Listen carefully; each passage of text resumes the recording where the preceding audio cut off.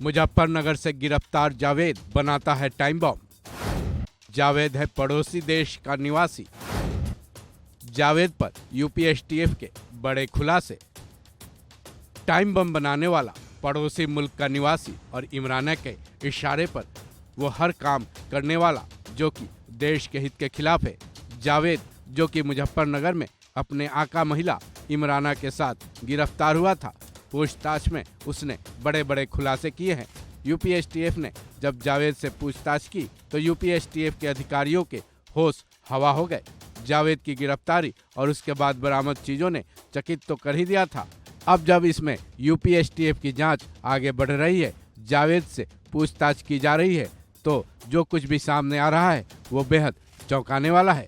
चलिए जानते हैं जावेद इमराना के बारे में यूपी एसटीएफ ने क्या कुछ बताया है, साथ ही ये भी जानते हैं कि उनकी क्या प्लानिंग थी। सबसे पहले सुनते हैं गिरफ्तारी के तुरंत बाद पुलिस ने क्या जानकारी दी थी। मुजफ्फरनगर में 2 अभियुक्तों को गिरफ्तार कर 4 आईडीज इनसे बरामद की गई हैं।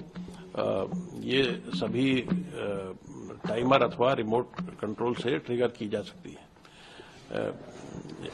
ये जानकारी प्राप्त हुई है कि जिन लोगों ने इस बम को बनाया है, जो गिरफ्तारी हुई है, उन लोगों ने मुजफ्फरनगर दंगों के समय भी इस प्रकार के बम बना करके बांटे थे। सर, इनका अन्य कोई बड़े संगठन से इनका इन दोनों अपराधियों से पूछताछ की जा रही है और जो भी जानकारी सामने आएगी उस पर आगे कार्रवाई की जाएगी। चलिए अब जानते हैं यूपी एसटीएफ की पूछताछ में जावेद और इमराना ने क्या क्या खुलासे किए हैं।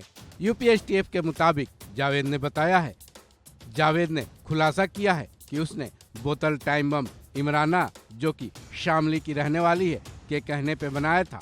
फिलहाल इमराना मुजफ्फरनगर के काली नदी पुलिया के पास प्रेमपुरी में रहती है, जहां यूपी एसटीएफ ने जब खोजबीन की तो पता चला कि धमाके का सामान बनाने के लिए वो ग्लूकोज की बोतलें एक डॉक्टर से लाई थी। वहीं लोहे की गोलियां एक साइकिल की दुकान से लाई गई थी और टाइम बम बनाने के लिए घड़ियों की मशीन घड़ी की दुकान से ली गई थी।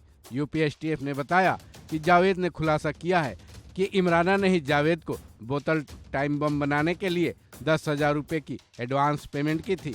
वहीं इसके लिए फुल डील 50,000 रुपये में तय की गई थी। साथ ही जावेद ने यह भी खुलासा किया है कि उसने अपने चाचा मोहम्मद अर्शी से इस काम को सीखा था, जिसका असल काम पटाखे बनाना है। जहां तक जावेद के पड़ोसी मुल्क में रहने की बात है, यूपी एसटीएफ को जावेद ने खुद बताया कि वो मूल रूप से नेपाल का निवासी है। उसकी मां नेपाल के काठमांडू की रहने वाली हैं, जिनसे जावेद के पिता ने नेपाल में ही शादी की थी। जावेद के 2 भाई और 1 बहन है।